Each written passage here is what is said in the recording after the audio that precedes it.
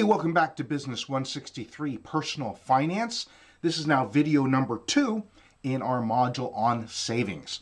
So as you can tell here, we are looking at the topic today of emergency funds.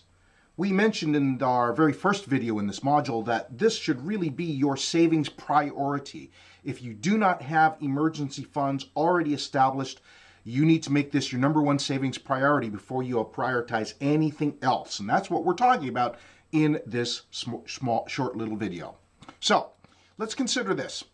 If you needed $400 to get your car running, let's say that the very next time you jump in your car, you start it, you're driving, it makes a horrible, weird noise you've never heard before, and then stops running. If you needed $400 to get your car running, what would you do? Well, statistics show us that nearly half of all Americans don't have enough savings to cover a $400 emergency. And so if you're hearing this, and that may be you, don't feel that you're alone, right? Almost half of all Americans don't have enough savings to cover a $400 emergency, and yet unexpected emergencies happen all the time, right? Big and small. And quite frankly, you and I both know those kinds of things never happen when it's convenient. They always happen at the worst possible time. And it could be, what are we talking about? You know, maybe our child needs something, something big, something small. Maybe your car making that noise. Maybe you have, or someone you love has a medical emergency. There's no shortage of categories of unexpected expenses that creep up on us, right? This is why the emergency fund, sometimes we call them the rainy day fund, right? Money for that unexpected financial rainy day. Well, let's talk about that a little further then, all right? If we run into that emergency that we don't have sufficient savings to cover, how do most of us pay for that? Because the car's got to get fixed, I got to get to work, right? Or those kinds of things, right? Well, typically how most Americans end up covering for those kinds of unexpected emergencies, we put it on a credit card, right? What does that end up happening? Well, on the good side, the car gets fixed. On the good side, the tires get repaired. On the good side, maybe that medical emergency is put to rest and we're all better. But on the downside, what happens, right? We end up paying thousands of dollars more in interest over and above the actual cost of the emergency. And that's not it, right? I mean, that's bad enough. What about the hidden costs of that emergency? Well, what do I mean by that? Well, consider, let's say that, you have a medical emergency, and quite frankly, you have really good medical insurance. And so, that's kind of taken care of. But quite frankly, the recuperation period means you can't work and your income suffers, and then you have to lean upon others, and then your credit card debt goes up. You know what I'm talking about? There are many times other ancillary, secondary, or tertiary hidden costs of that initial financial emergency that we only realize maybe weeks or maybe months after the actual event is past us, and we end up still paying the piper for those kinds of things long after we have put the initial charge on a credit card. So, how do we start building an emergency fund? Well, here's the first place to start. Pick a number. You got to pick a number. Now, the great thing is, having already done your budget, you have a good sense for what is your average level of monthly expenses. And so we would recommend that you take a multiple of your average monthly expenses as the amount of money you need to build into a rainy day fund. You can see here a couple of choices. You might say, well, I'm going to shoot for building a 3 months worth of average monthly expenses as the dollar amount in my emergency fund. That is a good number, as you see there in the chart here. If you have other accounts, family members, or close friends that you can count on for a short-term loan, and if your income, your employment or income is relatively stable. 3 months is probably the bare minimum we would recommend, and that 3-month amount only works if you have other means of covering for other aspects of that emergency, okay? Now, if you don't have other places to turn, 6 months is probably a better number to shoot for.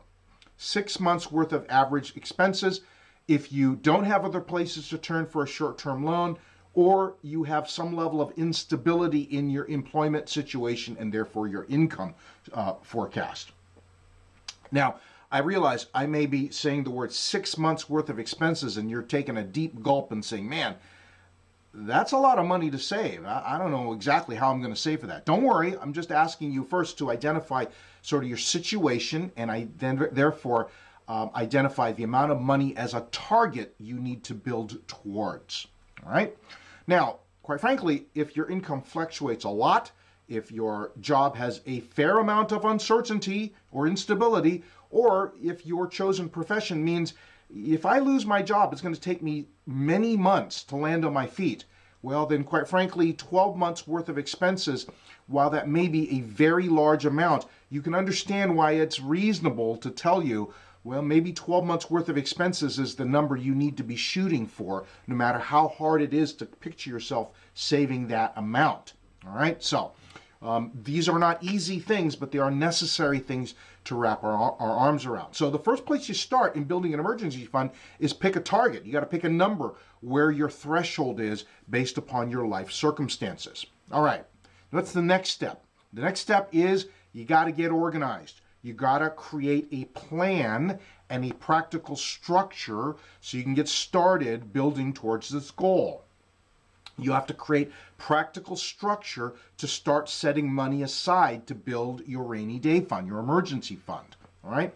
And we would tell you, I know that that may sound like, man, it's going to take me a really long time because I'm only saving a couple dollars here and there. And we would recommend you consider a 30-day sprint to get started. What is a sprint? Well, it means a 30-day spending freeze. All your discretionary, all your pleasure spending, just freeze it for 1 month, for 30 days, right? That means saying no to going out with friends, buying that coffee that perhaps you might have made at home, maybe even consider taking a side hustle or a second job just for that 30-day period to kickstart your savings, right? Doing whatever's necessary in this little short sprint period, right? And at the end of the 30 days, give yourself a break. Take a week off.